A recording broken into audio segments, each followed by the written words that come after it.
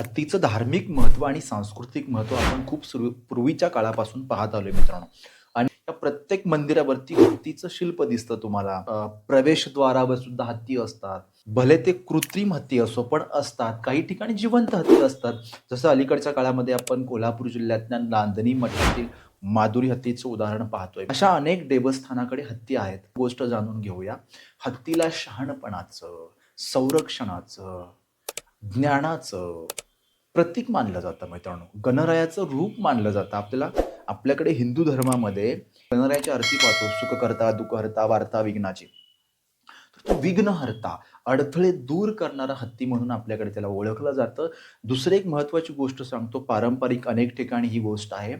जिथे हत्तीचं वास्तव असतं किंवा ज्या दरबारामध्ये हत्ती असतो, ज्या देवस्थानाकडे हत्ती असतो, त्या हत्तीच्या पायातली माती ही अनेकदा घर बांधणीच्या वेळी जो पायाभरणी असते, तिथे ती घातली जाते. का घातली जाते? तर घर मजबूत राहावं आणि त्या घराला संरक्षण राहावं म्हणून घातली जाते. त्याचबरोबर दुसरी एक महत्त्वाची गोष्ट, पूर्वीच्या काळी घोड्यांचा आणि हत्तीचा सैन्य दलामध्ये खूप मोठ्या प्रमाणावरती वापर होत असे. आणि हत्तीचं धार्मिक महत्त्व हिंदू धर्माबरोबर इतर धर्मियांमध्ये सुद्धा आहे. तर गणेश उत्सव अगदी जवळ येतोय मित्रांनो. त्यामुळे अनेकदा आपण हत्तीचं दर्शन घेत असतो मित्रांनो.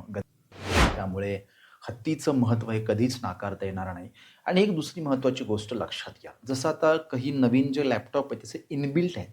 त्याचप्रमाणे मित्रांनो, माणूस, प्राणी, संस्कृती हे सगळं इनबिल्ट आहे.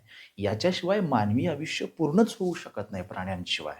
तुम्ही अनेक ठिकाणी पहा, साड्यांवरती प्राण्यांची चिन्ह असतात, घरातल्या जे खिडक्यांवरचे पडदे असतात, दरवाजावरती असतात. अनेक ठिकाणी प्राण्यांची चिन्ह असतात. विशेषतः हत्तीचं असतं मित्रांनो.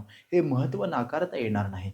प्राणी जतन झाले पाहिजेत, प्राण्यांचं संरक्षण झालं पाहिजे. ही भूमिका सर्वांचीच असली पाहिजे. ही माहिती तुम्हाला कशी वाटली कमेंट करून सांगा. अशाच महत्त्वपूर्ण माहितीसाठी द हायवेला सबस्क्राईब करा. तुर्तास मनःपूर्वक धन्यवाद.